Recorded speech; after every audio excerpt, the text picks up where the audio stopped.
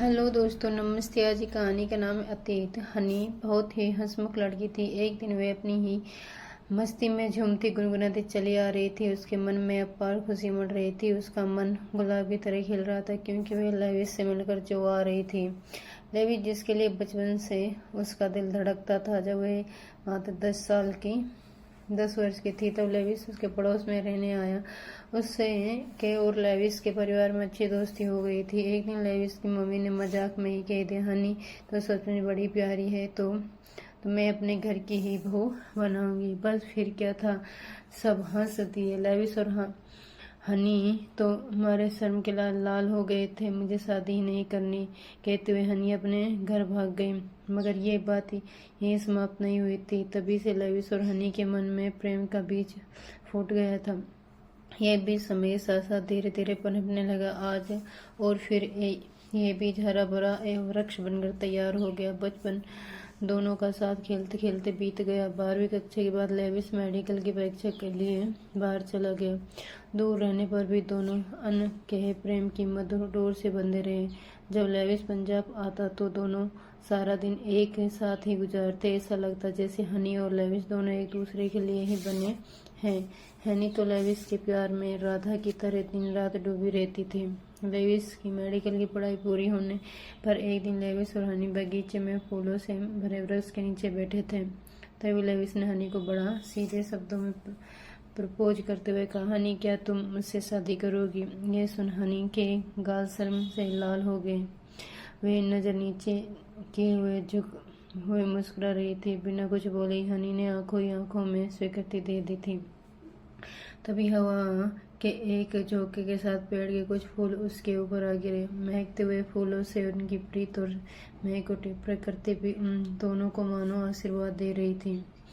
हनी अपने प्रेम के विषय में अपने माता पिता को सब कुछ बता देना चाहती थी।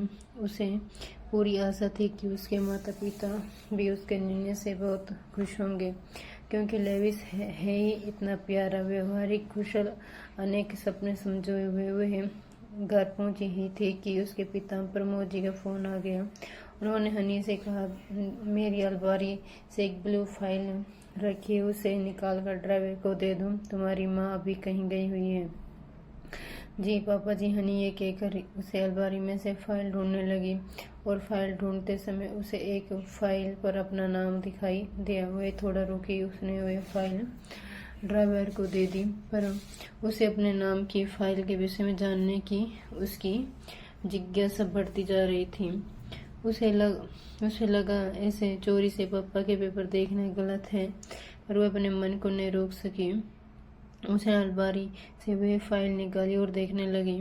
उसमें एक पुरानी मुकदमे के पेपर थे जिसमें पीड़िता का नाम हनी लिखा है और अभियुक्त योगेंद्र सिंह था। इस्त शब्द सी वह बार बार उलट पलट कर कागजात देख रही थी। उसे फाइल से उसे पता चला कि जब वह मात्र 3 वर्ष की थी तब उसे अपराधी ने उसके साथ दुष्कर्म किया था। उसका दिल धड़ से रह गया। हनी की सारी खुशी पल भर में फीकी पड़ गई थी। उस फाइल पर विश्वास नहीं हो रहा था। उसे लगा कोई हनी होगी, पर जो पीड़िता के माता पिता का नाम लिखा था वह उसके माता पिता का नाम था। अब उसके पैर कांपने लग गए थे। वह जमीन में बैठकर जोर जोर से रोने लगी। उसकी आंखों के सामने अंधेरा छा गया।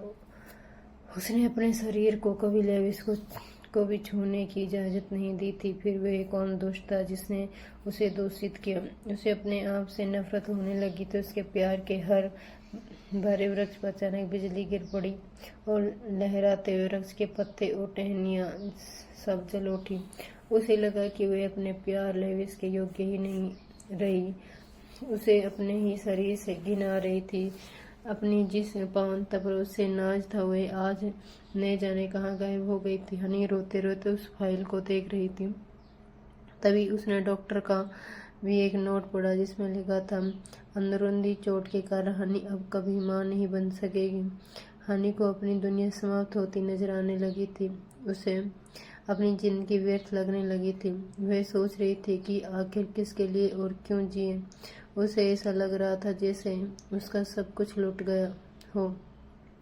वे बहुत देर तक रोती रही। जब उसकी माँ मीनाक्षी जी घर आई तो उन्होंने उसके हाथ में वे फाइल देखी तो उसकी पूरी स्थिति समझे थे देर नहीं लगी। वे उसे उठाते हुए बोले, उठ बेटा। हनी माँ की आवाज़ सुन वे जोर जोर से चिल्लाने लगी, मुझे हाथ मत लगाओ, मैं गंदी हूँ।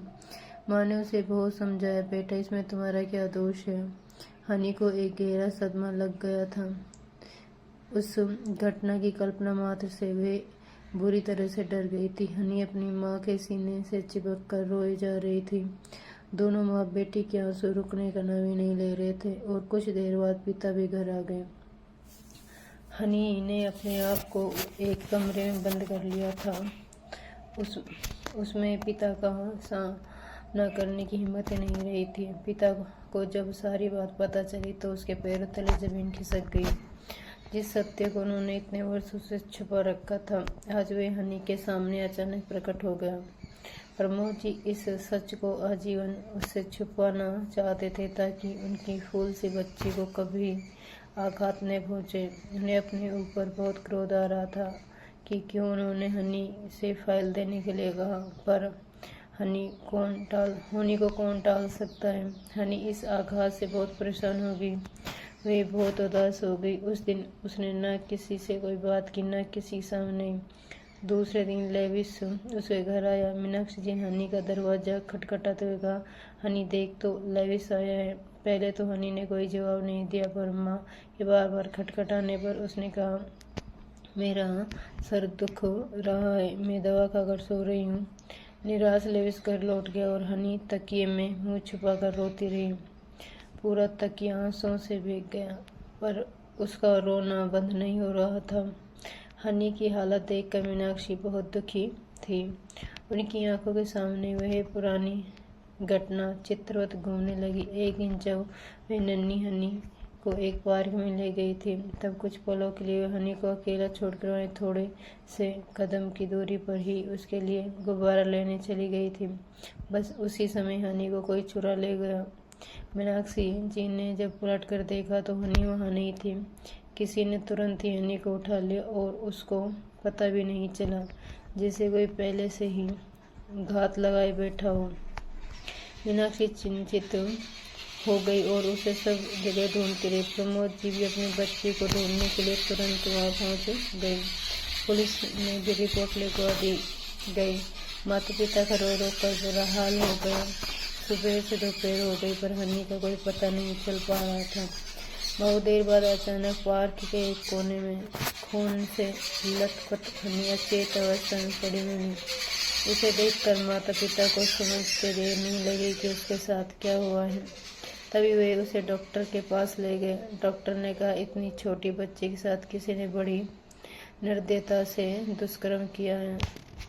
मुझे ये बताते हुए बहुत अफसोस है कि अब ये बच्ची कभी मां नहीं बन सकेगी। माता पिता के दुख और क्रोध का कोई ठिकाना नहीं था। प्रमोद ने तभी प्रण लिया यह था कि अपराधी को उसके किए की सजा अवश्य दिलाएंगे। कुछ समय बाद वे अपराधी पुलिस की गिरफ्त में आ गया था। उसे जेल में डाला गया। फिर मुकदमे की तारीख पर तारीख चलते रही। प्रमोद जी को बहुत परेशानी झेलनी पड़ी, पर उन्होंने अपराधी को सजा दिलाने की ठान रखी थी। सालों कोशिश करने पर भी मुकदमे का निर्णय नहीं होने से कभी कभी मीनाक्षी जी और प्रमोद जी बहुत निराश हो जाते थे। अनंत उसके लिए वह दिन बड़े ही संतोष और चैन का था जब नाबालिग बच्ची के साथ ऐसा कुकृत्य करने वाले उस अपराधी को सजाए मौत सुनाई गई। प्रमोद जी और मीनाक्षी जी हनी को उन सब बातों से दूर रखना चाहते थे, अतः उन्होंने पटना छोड़कर पंजाब में रहना शुरू कर दिया था। मीनाक्षी जी अपनी ही दुनिया में खोई हुई थी कि अचानक घंटी बजी उठी। उन्होंने देखा दरवाजे पर लेविस खड़ा है। आओ बेटा, मीनाक्षी जी उसे अंदर आने को कहा। लेविस को देखते ही हनी उठकर चुपचाप अपने कमरे में चली गई। लेविस हनी के बदले व्यवहार से बहुत आश्चर्यचकित था। उसे हनी का उदास चेहरा परेशान कर रहा था। वह सोच रहा था कि हनी 2 दिन पहले ही कितनी खुश थी, कितनी चहक रही थी। फिर ऐसा क्या हो गया कि वह इतनी उदास हो गई। मुझसे बात क्यों नहीं कर रही है वो। फिर उसने मीनाक्षी जी से पूछा, आंटी क्या बात है, हनी मुझ इतनी बुझी बुझी क्यों है, मुझसे मिलती क्यों नहीं है। मीनाक्षी जी ने लेविस की परेशानी समझ रही थी। वे मन ही मन लेविस और हनी के प्यार के विषय में भी जानती थी। हालांकि लेविस और हनी ने उन्हें अपने प्यार के विषय में कभी नहीं बताया था, पर माँ तो आखिर माँ होती है। वे तो आंखों की भाषा से भी कुछ समझ जाती है। मीनाक्षी जी जानती थी कि लेविस ही हनी को इस अंधेरे से निकाल सकता है। अतः उन्होंने लेविस को हनी के जीवन में घटित घटना के बारे में सपक्ष में बताते हुए कहा, लेविस तुम हनी के बहुत अच्छे मित्र हो। मेरा विश्वास है तुम ही उसे इस कठिन स्थिति से निकाल सकते हो। लेविस ने पूरी घटना सुनी। उसके तन बदन में आग लग गई। उसकी जान हनी के साथ ये कैसा विस्फोट किया हुआ था। उसने अपने आप को शांत करने का प्रयास किया और वे हनी से बात करने की कोशिश करने लगा, पर हनी तो अपने कमरे से बाहर ही नहीं निकलती। वे 1 महीने तक कोशिश करता रहा। हनी के माता पिता भी उसे समझा कर परेशान हो गए, पर उसे इस सदमे से बाहर लाने में समर्थ रहे। उसका डिप्रेशन बढ़ता ही जा रहा था। प्रमोद जी और मीनाक्षी जी उसे मनोवैज्ञानिक के पास भी ले गए, पर कोई आशाजनक सुधार नहीं हुआ। लेविस इस बिगड़ती स्थिति से बहुत परेशान हो गया था। हनी का दर्द उसे अंदर तक व्यथित कर देता। वह हनी को भरपूर प्यार देकर वापस अपनी दुनिया में लाना चाहता था। एक दिन जब घर में प्रमोद और मीनाक्षी जी नहीं थे, तब लेविस का हनी से आमने सामने हो गया। लेविस ने उसका हाथ पकड़ लिया और बोला, हनी प्लीज। हनी अपना हाथ छुड़वा कर भागने लगी। उसकी आंखों में टप टप आंसू भर रहे थे, पर लेविस उसका रास्ता रोक कर खड़ा हो गया। कहने लगा, हनी तुम मुझसे बात क्यों नहीं कर रही हो? मैं तुम्हारे बिना नहीं रह सकता। तुम्हारी यही उदासी मेरी जान ले लेगी। तुम ही मेरी जिंदगी हो। हनी कुछ नहीं बोली हुए तो बस लुटी सी रोती जा रही थी। लेविस ने उसका हाथ अपने हाथ में लेते हुए कहा, मैं तुम्हारे साथ ही जीवन के सारे सपने पूरे करना चाहता हूँ। तुम्हारे बिना मैं जिंदगी की कल्पना भी नहीं कर सकता। हनी फूट फूट कर रोने लगी। लेविस, मैं तुम्हारे काबिल नहीं हूँ। किसी के गंदे हाथों ने मुझे लेविस ने उसके मुंह पर हाथ रख दिया और कहने लगा, बस हनी कुछ मत बोलो, मुझे सब पता है। मीनाक्षी आंटी ने मुझे सब बता दिया है। हनी की हिचकियाँ और तेज हो गई। वे रोते लेविस को फटफटी आंखों में देखती रही कि फिर बोली, लेविस तुम्हें कुछ नहीं दे सकती, मैं माँ भी नहीं बन सकती। मेरा जीना बेकार है। प्लीज मुझे भूल जाओ और अपनी दुनिया बसा लो। लेविस ने उसे एक प्यार की छप्पी दी और कहा, हनी मुझे कुछ नहीं चाहिए। अगर तुम मेरे साथ हो, दुनिया की सारी खुशियाँ मेरे साथ है। क्या तुम मुझे अपने से अलग करके मुझे दुखी देखना चाहती हो? अपनी जान से दूर रहकर मैं कैसे जिंदा रह पाऊंगा? हनी लेविस के पास खड़ी रोती रही। फिर बोली, लेविस तुमसे शादी करके मेरा मन मुझे कचोटता रहेगा। मुझे हमेशा ऐसा लगेगा कि जैसे मैंने तुम्हें झूठी तसल्ली दी है। मैं अपवित्र हूँ। लेविस ने उसे समझाते हुए कहा, मैं कैसे अपवित्र हो सकती हो? अपवित्र, मक्कार, दुष्ट तो वह राक्षस है जिसने तुम्हारे साथ ये दुष्कृत किया था। वह दुष्ट जिसने शिशु कन्या को भी नहीं छोड़ा। वह सबसे बड़ा दानव है। तो अपने आप को क्यों कोस रही हो? तुम परम पवित्र हो। लेविस, ये सब कुछ तुम मुझे झूठी सांत्वना देने के लिए कह रहे हो ना? मुझे तुम्हारी दया नहीं चाहिए। अब तो मैं तुम्हें बच्चा भी नहीं दे सकती। तुम्हें तो बच्चे इतने पसंद हैं। हनी ने तीखे सुर में कहा। उसकी आंखें रोते रोते लाल हो गई। उसके कुछ समझे नहीं आ रहा था कि अब उसका भविष्य क्या होगा। लेविस ने उसे फिर से समझाए, हनी तुम चिंता मत करो, हमें कोई बच्चा गोद ले लेंगे या फिर सरोगेट मदर से बच्चा पैदा कर लेंगे। आज के विज्ञान के युग में बहुत कुछ संभव हो सकता है। हम माता पिता जरूर बनेंगे। बस तुम मेरी खुशी के लिए पहले जैसी बन जाओ। मैं तुम्हें ऐसे उदास नहीं देख सकता। अंकल आंटी भी कितने परेशान हैं। प्लीज तुम अपनी सोच बदलो। मुझे अपनी पहले वाली हंसमुख चुलबुली प्यारी सी हनी चाहिए। अपनी हनी से मिलने के लिए मैं बेचैन हूँ। लेविस कई दिनों तक हनी को समझाता रहा। लेविस घर आता फिर मीनाक्षी जी के पूछता, आंटी मैं हनी को अपने साथ घुमाने ले जाऊं क्या? मीनाक्षी जी उसे लेविस के साथ भेज देती। मीनाक्षी और प्रमोद जी को लेविस से बहुत आशा थी। लेविस हर दिन एक नए अंदाज में हनी से प्यार की बातें करता, उसके खोए हुए आत्मसम्मान और विश्वास को जगाता, उसके प्रेम की भावना के प्राण फूंकता। धीरे धीरे उसका प्रयास रंग लाने लगा, समय बदलने लगा था। उसके प्रेम के वृक्ष पर आत्मसम्मान और विश्वास की कलियां खिलने लगी थी। उसकी शाखाओं पर फिर मुस्कुराहट के फूल खिल उठे। हनी और लेविस को प्रसन्न देखकर प्रमोद जी और मीनाक्षी जी भी बहुत खुश थे। उस दिन लेविस ने प्रमोद जी और मीनाक्षी जी से कहा, अंकल मैं हनी से विवाह करना चाहता हूँ। लेविस की बात सुनते ही प्रमोद जी और मीनाक्षी जी की आंखों में खुशी के आंसू बहने लगे। प्रमोद जी और मीनाक्षी जी ने प्रशंसा से कहा, ये तो हमारे लिए दुनिया की सबसे बड़ी खुशी है। हनी और तुम्हारी जोड़ी बहुत सुंदर है, तुम दोनों एक दूसरे के पूरक हो।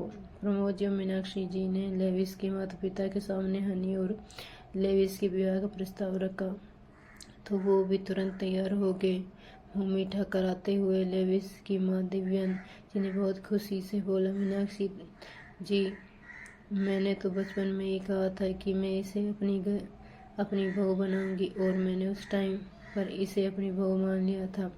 ये सुन सब के मन में शहनाई की धुन बज उठी। दोस्तों अगर ये कहानी पसंद आई हो तो कृपया चैनल को लाइक शेयर सब्सक्राइब जरूर करें।